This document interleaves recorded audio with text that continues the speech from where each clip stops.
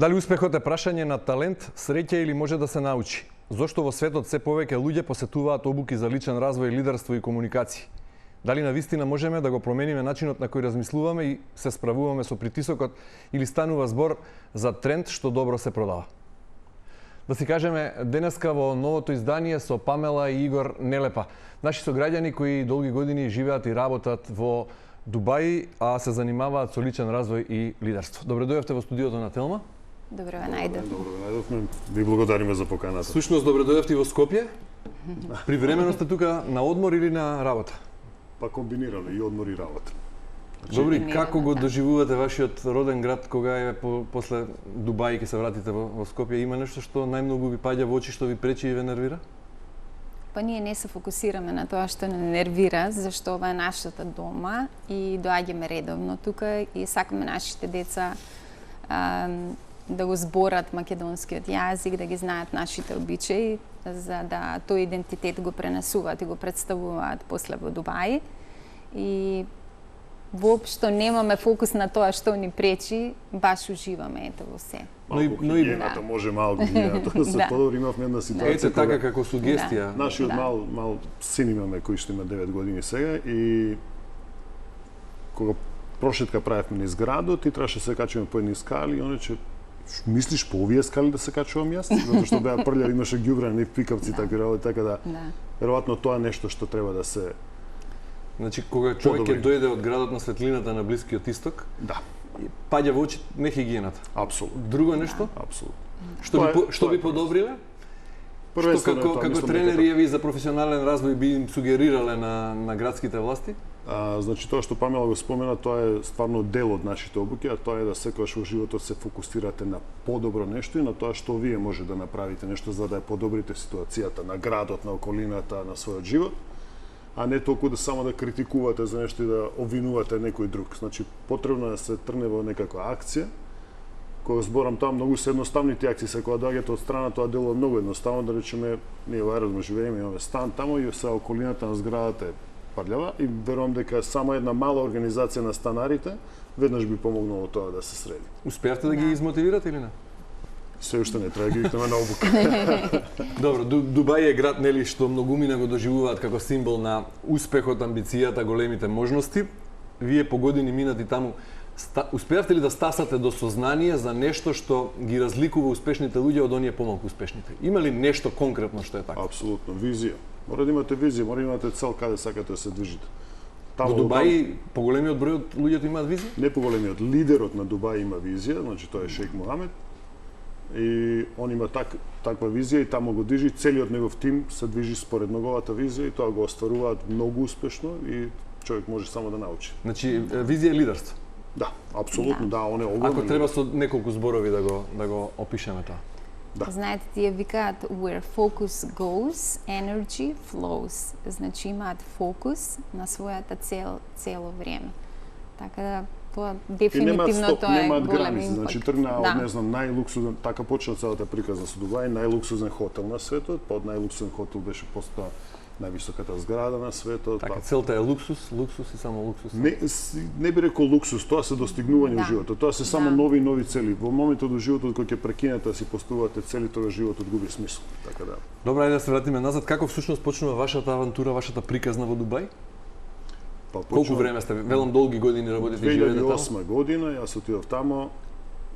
Беше добро и во Скопје, наравно, меѓутоа имаше предизвик. 18 години. 18 години таму, да. Полнолетство направивте во Дубај. Па да, така нека. И како тргнува работата таму? Тргнува работа, значи као вработен, иако бев вработен и во Македонија, добро ми беше тука, меѓутоа имаше еден предизвик и си реков ако не пробам сега кога, и онда отидов као на една година, ама историјата покажува дека секој што дошол на една година во Дубај останува долги години таму. Повеќето луѓе. Со што се занимававте кога првпат отидовте таму? Веднаш почнавте со личен развој како тренер или? Не, јас сум економиста по професија, се работи во една компанија што се бави со авијација, бев раководител на финанси. Потоа настапи криза во нафтната индустрија, пошто таа авијација се бавеше со хеликоптерски транспорт, истражување на морското дно за нафта. Имаше една светска криза за нафтата, компанијата се затвори, кога се затвори со Памела застанавме и викаме што сега, што понатаму. Наравно, ние веќе бевме вклучени во тој развој, учење и обуки и решивме да започнеме своја компанија и така тргна со чекор по чекор. И како изгледа секојдневниот живот во Дубај? Вие забележувате, 18 години живеете таму, дека градот се менува многу брзо? Дека расте извонредно во овие 18 години? Верувајте ми, значи се случува да отидете негде да отпатувате на викенд и да се вратите и да си го згрешите пат од дома затоа што направиле нова раскрсница. Не, тоа може да се случи у еден ден. Сабајле излегуваш, одиш на работа, се враќаш, раскрсницата повеќе нема кружен ток. Мислам, пофункционална е направена, значи не е ништо уназадено, нешто е подобрено, се напред, постојано. Така и таму живеат и работат луѓе од целиот свет. 200 националности. Чувствувате конкуренција на секој чекор? Апсолутно, апсолутно. Знаете како е? Да речеме во нашава држава Македонија, тука имаме неколку националности, па имаме некои привирење, не знам.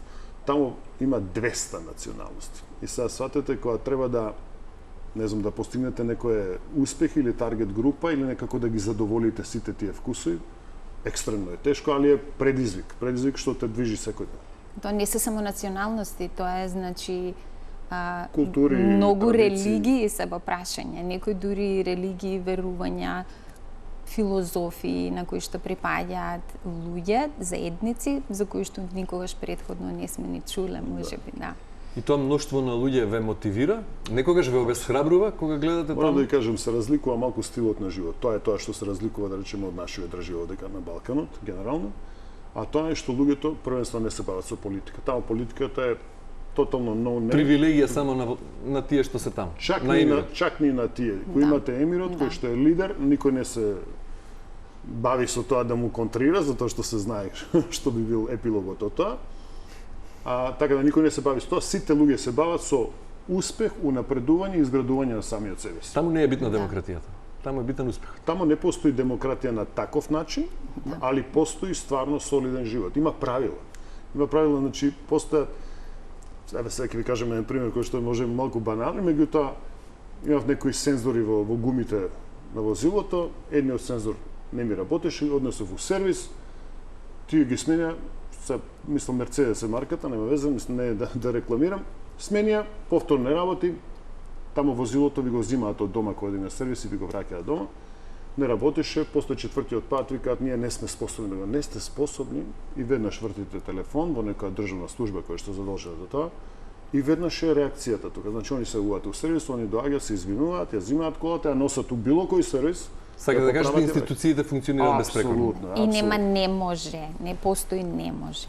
Добро, таму луѓето не бараат проблеми, туку решенија. Браво. Да. Добро, што се смени после војната во Иран? Од февруари наваму, од март? Чувствувате, се забележува? Се чувствува, значи стравот, првенствено да кажем дека 80% од населението кое што е во UAE се странци, значи луѓе кои што се доени поради работа или поради некоја друга причина, поради сочувување на богатство, има доста богат слој на луѓе што дошле таму со пари, да речеме. А после војната се чувствува некоја нелагодност, страв, али и покрај тоа владата таму успева некако да се справува со проблематиката. И ако погледнете, на пример, UAE е најмалку напаѓан во последно време. Кога се шетате во Дубај, вие се чувствувате несигурни? Не безбедни? Не, се чувствуваме многу Дубај безбедни. наликува најмногу на бивша Југославија, не знам кој го памти, вие сте исто млад човек, ама верувам дека може да имате фатено тој дел. Значи во бивша Југославија, значи апсолутно. Тој е толку безбеден град, тоа е неверојатно. Значи ако ви падне новчаник, сигурно тој што ќе го најде ќе го прави. Во ред од почетокот на војната има туристи како што имаше и прескоро или не? Нема толку. Нема исто туристи. Нема толку. Има може 20% од тоа што беше. Дубај е град кој што има преку 700 хотели, кои што во главно пред војната беа исполнети, работеа со 90% occupancy rate, како се каже за тоа. Попунетост на капацитетите. Преку цела година. Добро, и ајде сега малку на она што е ваша специјалност. Ве представи во најавата како тренери за личен развој. Кога и како свативте во овие години? Рековте, нештата, околностите ве натерале од бизнис, од работа во компанија која се занимавала со нафтена индустрија, да се преориентирате кон нешто друго, да си побарате професионалниот пат, да го градите поинаку.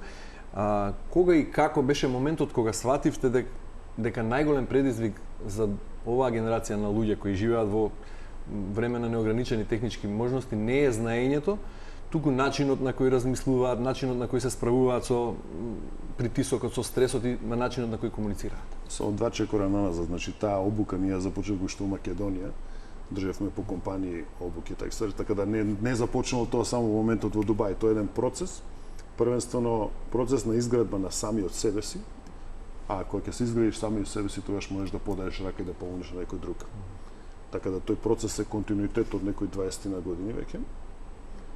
И не е тоа одеднаш донесена одлука, значи нешто. Да. Тоа е у континуитет развој. Значи почнавте во Македонија со тоа? Да.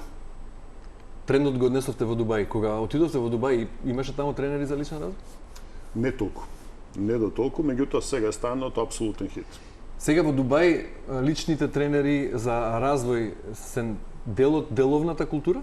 Апсолутно. Сега ќе ви кажам, значи целиот, да речеме, тој ешалон на арапско лидерство, да речеме, и тие што се врвот на државата, сите тие користат таа услуга на лайф коуч или тренер или лидершип или на секого му е потребно. Тоа не е нешто што е веќе тајна, значи на секој човек му е потребно. Да речеме, порано луѓето го правеле тоа низ верни пријателства, а сега веќе тоа е озбилна професија. Иако било спротивно на почетокот, тука сте почнале да го градите вашиот личен развој, а во Дубај не било тоа тренд кога сте заминале во 2008. Дали сега е обратно? Ако велите дека таму тоа е дел од деловната култура, дали во Македонија се уште личниот развој се зема со одредена резерва? Се занемарува. Зошто е така? За жал. Па сега ќе кажам, јас мислам ако треба еден збор да изберам, тоа е егото. Значи луѓето овде мислат дека знаат се.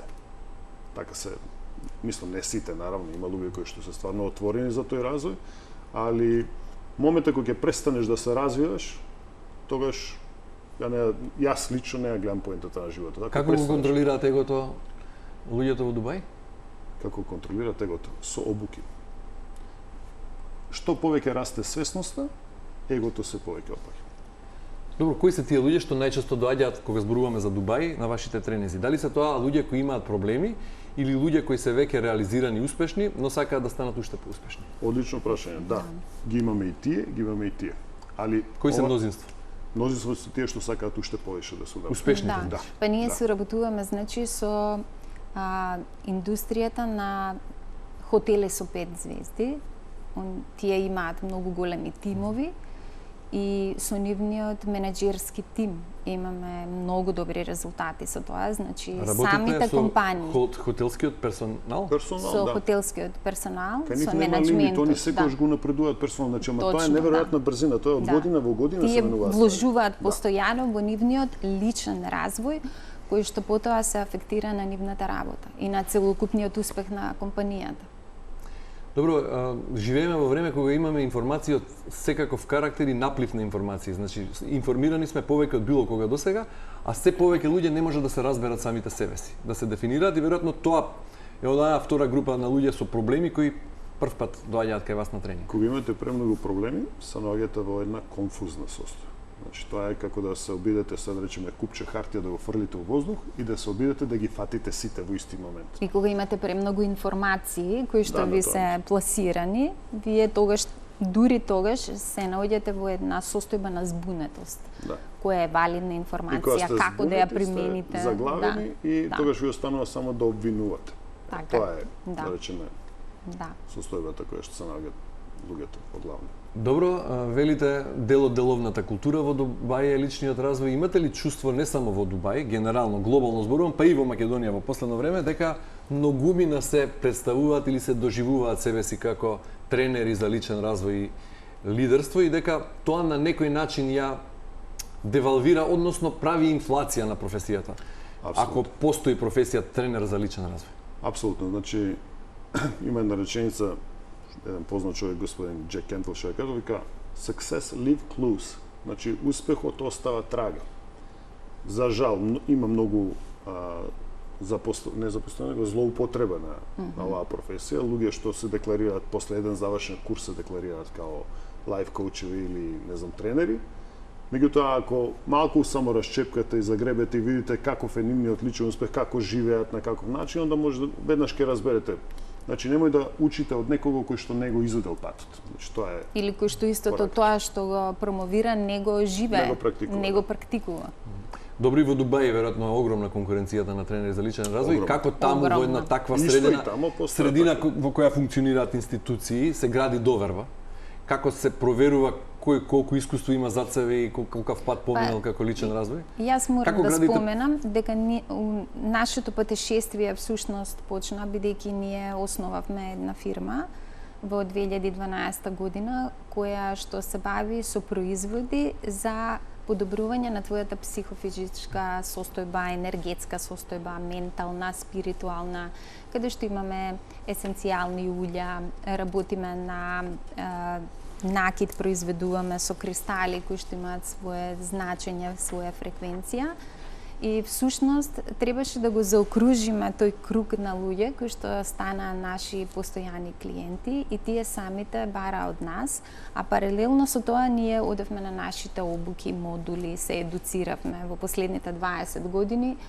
Мислам дека не постои модел кој што ние не сме го провериле, не сме вложиле или Али не сме застанале, не значи сме тие застанале, обуки се самите уште се себе си ги едуцираме. практикуваме понатаму. Добро, освен Да. искуството, кога ве прашав што ги разликува успешните тренери за личен развој од оние помалку успешните кои така се доживуваат и представуваат, рековте дека и треба на себе да го применуваат тоа што го учат и го Така е, нудат на апсолутно, обуките. да. И сега ако вие им помагате на луѓето да бидат поуспешни, посмирени и посрекни, тоа по дефиниција би требало да значи дека вашиот живот е совршен или речиси совршен. Совршен не постои совршенство, меѓутоа да, Блиску ние до сме совршен? Ние блиску да. Ние сме многу стрекни Тоа со нас. значи тоа? Како изгледа еден ваш Знаете совршен ден или блиску до совршен ден? Чак и во нашата обука која започуваме, користиме една алатка што се користи во лайф коучингот, а прво е да идентификуваш која сфера од твојот живот е најнефункционална. И кога ќе откриеш таа сфера, тогаш се трудиш да прво ја подобриш таа сфера, зашто ти сите зависат едно од друго. Значи во животот треба да имаш наравно финанси, меѓутоа не секогаш на прво место. За жал овде кај нас сите ги бркаат финансиите, али запоставуваат односи со партнер, воспитување на деца, религија, верување, бавење со спорт, бавење со своето тело, бавење со својот спиритуализам. Значи луѓето ги запоставуваат тие ствари и трчаат само по финансија, али не разбираат дека ако овие ствари се деградирани, финансиите дури и да дојдат, нема да го пружат она задоволство што може да го пружат всушност. Добро, ова е така како што го кажувате на предавањата и во теоријата. Јас ве прашав малку лично во однос на тоа што вие го предавате и промовирате, дали го живеете? Имате ли вие моменти на сомнежи, на кризи, на разочарување, на страф? Апсолутно. Кои се секој тие момент, разбира, се меѓутоа, разбира, да. Знаете како, во животот постојат тешки моменти, сите ги доживуваме. Значи некогаш постојат така трагични моменти, меѓутоа доколку немате ноу-хау или немате алатка како да се извлечете од нив, тоа ќе ве води. Значи има луѓе кои што се заглавени во некои лоши ситуации што ги доживееле во животот и не можат да испливаат од тоа. Сега разликата е кога човек се обучува и кога се школува, да кажем така, сите тие трагични моменти или тешки моменти во животот стануваат се полесни, затоа што веќе научивте како да се справувате со нив. Така да, ако не прашувате за наш личен живот, прво ја можам да кажем дека имаме скоро совршен брак, значи прекрасна љубов една која што цвета, исто така ги воспитаме нашите деца, воспитуваме нашите деца, а имаме бизнис кој што уживаме да го работиме, значи секој ден одиме на работа со задоволство и среќа. Кога се среќаваме со нашите клиенти, тоа е чин на задоволство, а не мачење леле кој ќе иде на работа и така стави. Значи тоа се неколку елементи. Патуваме доста. Патуваме и како дел од обуките, а патуваме и за лично задоволство, обогатување на духот и така натаму. А во оние моменти кога ќе дојде сомнежот или некој тежок период, кому вие се обраќате? Имаат ли и тренерите своји тренери? Апсолутно. Апсолутно, да.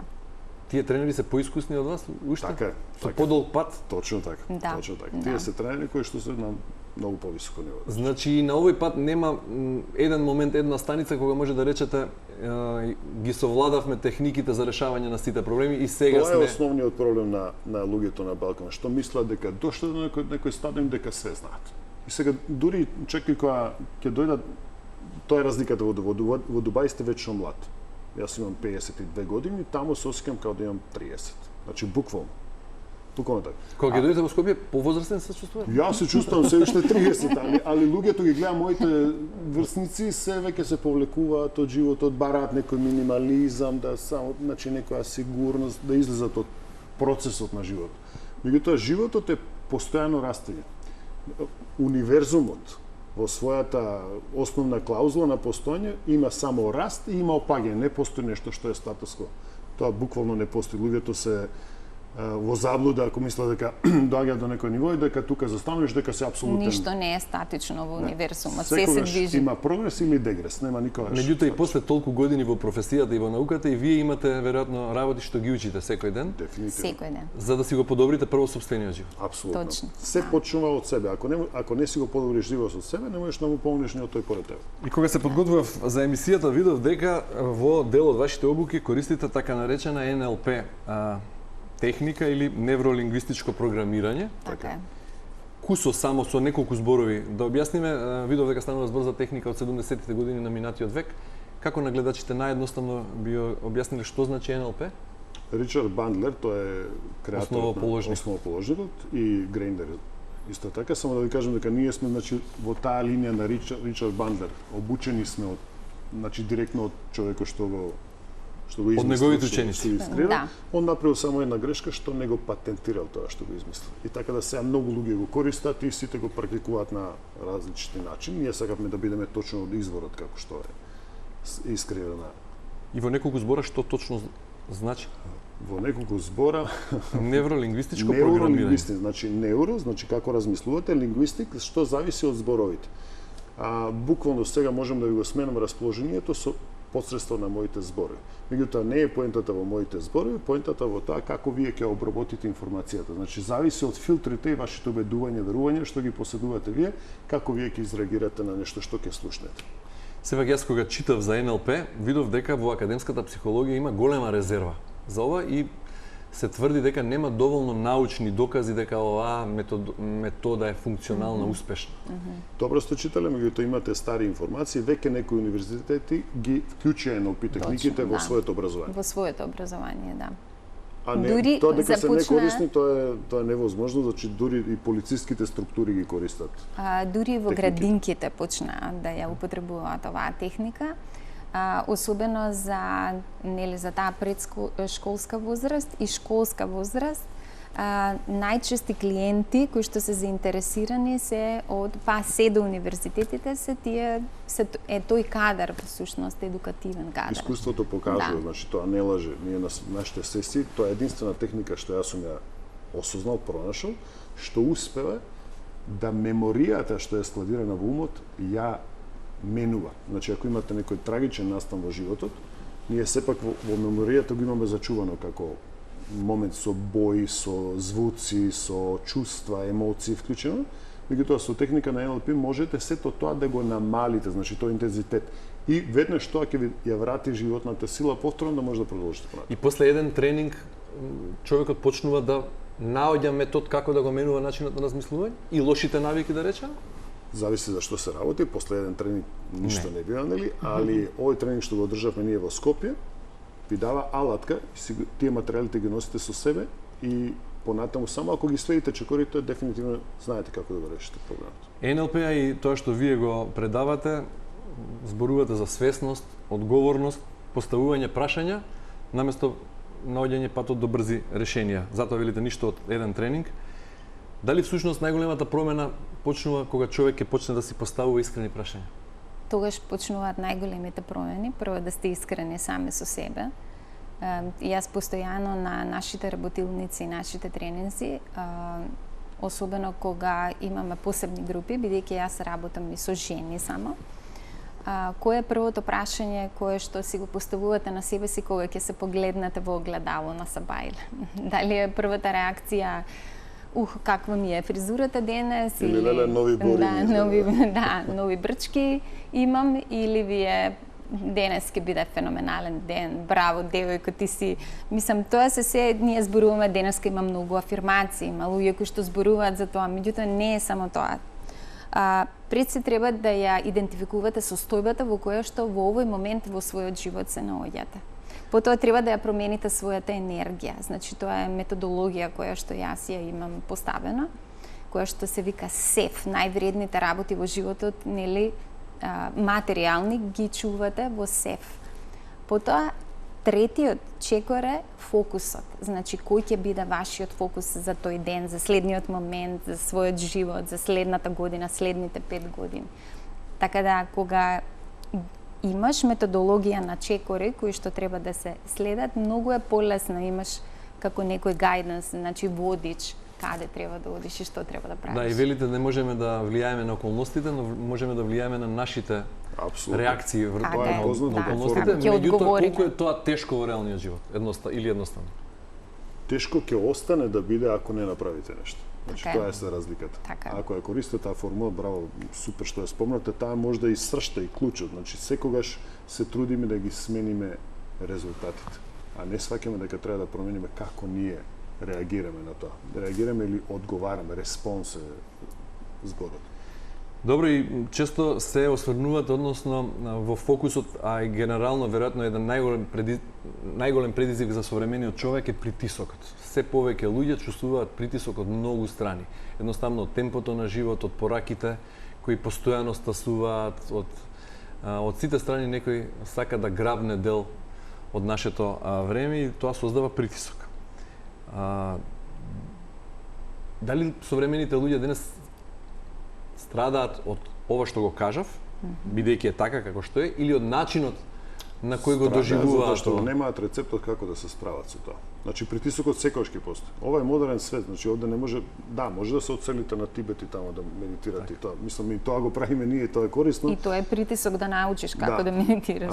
Меѓутоа ако не научите како да се справите, умот е една страшна машина. Толку е комплексна, толку е сложена, прекрасна е доколку успеете вие да бидете газда на таа машинерија. Меѓутоа доколку таа машинерија сама по себе ве води, тогаш ќе бидете у тотален хаос. Значи викаат невработен ум, работилница на ѓаволот. Тоа е страшно ако не го контролирате. Меѓутоа ако станете мастер на својот ум и го контролирате, onda може да му командувате све како да сработи нешто за вас, а тоа е врхунски слуга доколку го ставите под контрола. Добро, и ако направите паралела помеѓу Дубај и Скопје, да речеме, кој е најголемиот извор или причина за притисок тука и таму? Например, дали луѓето во Дубај страдаат од еден друг вид на притисок, отколку луѓето во Македонија? Дали е тоа финансиска неизвестност? Тука, а таму нешто друго? Успехот за кариера по секоја цена? Споредувањето со околината? Или нешто трето? Браво, Семејството? Секоја че супер ви е Одлично прашањето. прашање, да. Семејството не. Каде не? Тука или таму? Или ни За тука таму, ни таму? за таму зборам. За таму, да. Значи, финансискиот ефект дефинитивно, зашто тоа е средина креирана на таков начин. Меѓутоа, луѓето не се фокусирани само на финансискиот ефект, него се фокусираат и како да растат. Таму има дискрепанцата на луѓето што живеат во Дубај, значи имате од најнизок слој, па имате до стварно екстремно богати луѓе. Али целата таа средина нуди една посебна можност, затоа што, например, во Дубај да возите Rolls Royce на никого не му значи ништо. Се е на високо ниво, значи една плодна средина, да кажем така. Кој го создава на притисокот најмногу на луѓето во Македонија?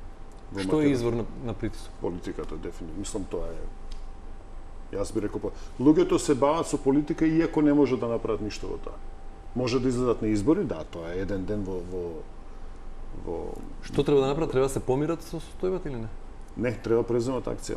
Треба преземат акција да се устрајат сопствениот живот. Знаете како почнува? Сопствениот живот, сопствениот двор, па после дворот на комшијата, па идеме со зградата, па кога ќе решиме зградата идеме на селбата, а кога ќе се реши на селбата, онда идеме на градот. Кога ќе решиме градот, одиме на државата, кога ќе средиме све, одеднаш ќе имаме прекрасна држава, прекрасен двор, прекрасни комшии, значи сето тоа е. Значи акција прашам. Зборот е акција. И луѓето во Македонија повеќе веројатно се споредуваат со околината и се занимаваат со туѓите животи отколку луѓето во Дубај, кои се фокусирани на... Морам да ви кажам, значи тоа луѓето што се жалат, постои дефиниција за тоа. Вика, луѓето секогаш се жалат за она за што можат нешто да направат.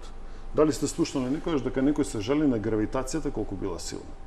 Така, значи не знам, подгрбавена баба на уличка ја прашувате баба што е проблем? Никош нема да чуете одговор, гравитацијата синко ме прекрши, така.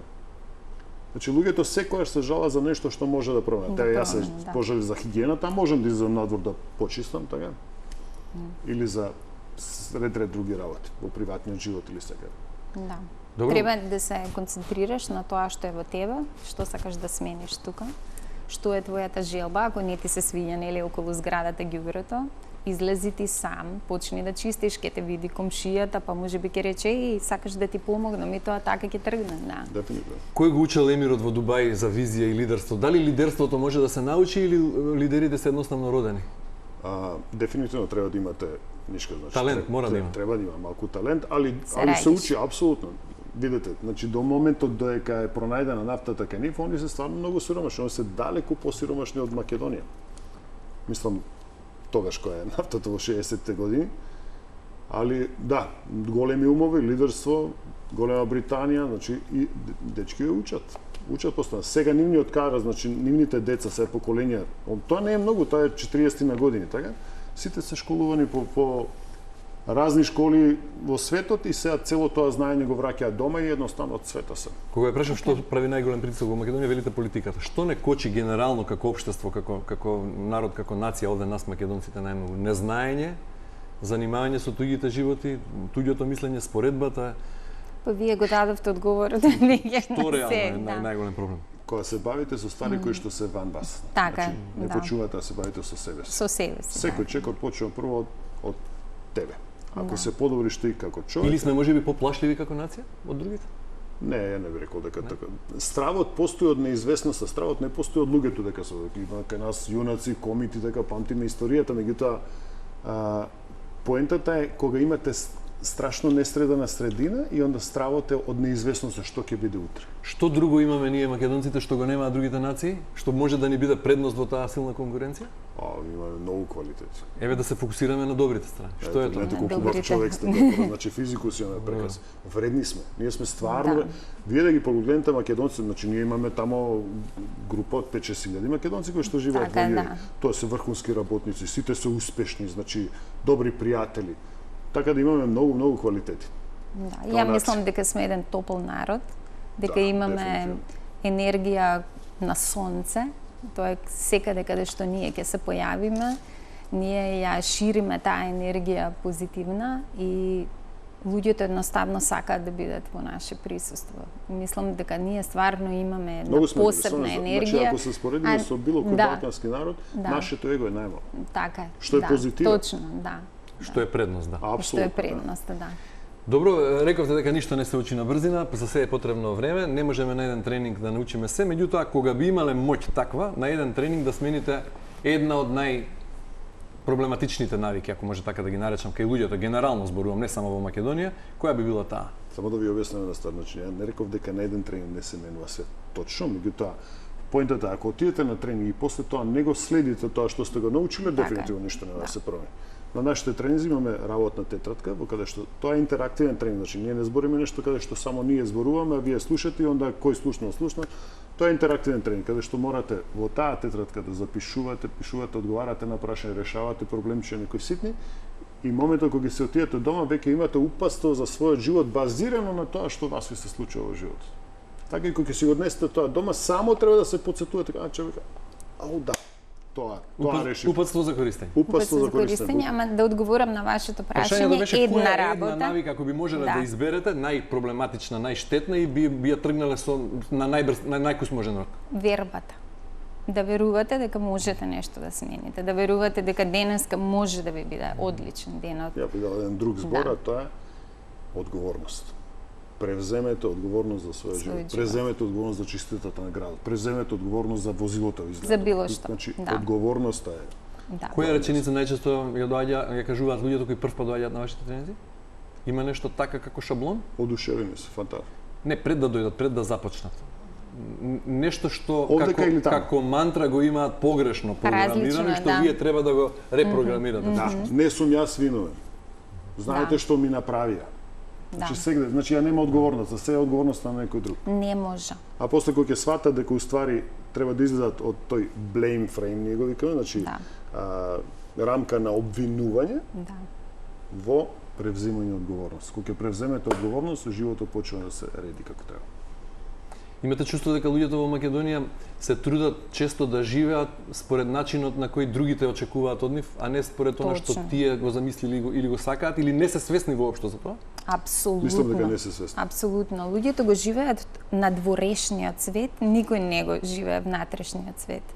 Значи, целиот свет се базира на социјалните медиуми, на тоа што го гледаат нели на малите екрани, на сите информации. Не, во Дубај прво воопшто, знаете ли дека во Дубај дека рекламата успева само на радио, затоа што луѓето не гледаат телевизија. Некои луѓе немаат ни телевизор дома, да. телевизија да имаш. И која е највисоката цена што човек ја плаќа кога живее така, живот според очекувањата на другите, а не живот според собствените Промашен живот, како? Промашен живот, Неостварени цели, незадоволен човек. Фрустрација, анксиозност, тага, депресија. Како е наједноставниот начин да се дефинира успехот? Бидејќи за успех за Игор може да биде едно, за Памела друго. Точно, И во таа смисла сега луѓето можеби да бидат збунети каде вие би им помогнале да станат успешни, меѓутоа некој сега се прашува што за мене е успех. Браво, супер. Како го дефинирате? Една ствар, значи успехот не значи само имање пари, успехот значи да живееш задоволен живот, да си исполнет на повеќе полиња од својот живот. Тоа е еден динамички процес, значи сите тие треба да бидат, сите тие елементи треба да бидат доведени во некој баланс. Значи да имате и пари, да имате и добри односи, да имате и добри односи со родителите или со децата или со сопружникот или да се бидете исполнети, да верувате во нешто, да се бавите, ако сакате патувате или да имате религија, да се образувате во таа духовност. И ако анкетирам дел од вашите клиенти, што би сакале како одговор да добијам од нив? Дека станале поуспешни луѓе благодарение на вашите тренинзи или научиле да живеат посмирено? Сега ви кажам една ствар. На ручек дојде еден човек кој што стана пријател, човекот американец, живее во Дубај, успешен господин, и кога беше кај нас на ручек, почна дека станавме домашни пријатели, на нашиот мал син рече: мајка ти и татко ти до сега се најуспешните лајф коучи што јас сум ги сретнал во живот. Сега, за од еден таков човек да добиеш еден таков комплимент на твоето дете да му го кажат, за нас е најголем успех, да. Не, конкретно беше прашањето. Дали вашите клиенти, освен како добри тренери за личен развој или најдобри, да ве сметаат, треба да кажат дека од вас научиле да живеат посмирен начин на живот или станале поуспешни луѓе? Побалансиран начин на живот и научиле да преземат одговорност за животот, да станат и поуспешни. Да, затоа што тогаш го постигнуваш балансот. Кога ти ги постигнуваш своите цели, кога си среќен. Многу клиенти на Памела, пошто она работи со жени, значи многу првенствено нели жените кои се во некоја 30 годишна возраст, сака да се омажаат, нели сака да имаат поколение и така натаму. Памела со своите обуки, со кристалите, пошто она е експерт за кристали, им помогна, значи имаме многу такви тестимониалски сведоштва. Да. Каде што луѓето се враќаат со стварно огромна благодарност и тоа е нешто што не храни, тоа е нешто што не движи понатаму. Памела и Игор Нелепа, ви благодарам многу за учеството во денешното издание, да си кажем, и ви посакувам многу луѓе на вистинскиот пат и смирени и со балансиран живот. Фала многу, поканете се на нашата наредна обука, веројатно дека ќе имаме таму негде некај ноември. Ви благодарам. Само да споменам ваша една колешка која што е дел од нашиот тим, она го држи делот за комуникација, пошто тоа е уфатено на нашите обуки. Билјана Трендафиловска, сигурен сум дека ја познавате. Да, благодарам. Така да ние сме магично трио. Да. Успех. Фала puno. Благодарим. Почитувани, вам ви благодарам за вниманието со кое наследите. Останете на Телма и имајте убав ден.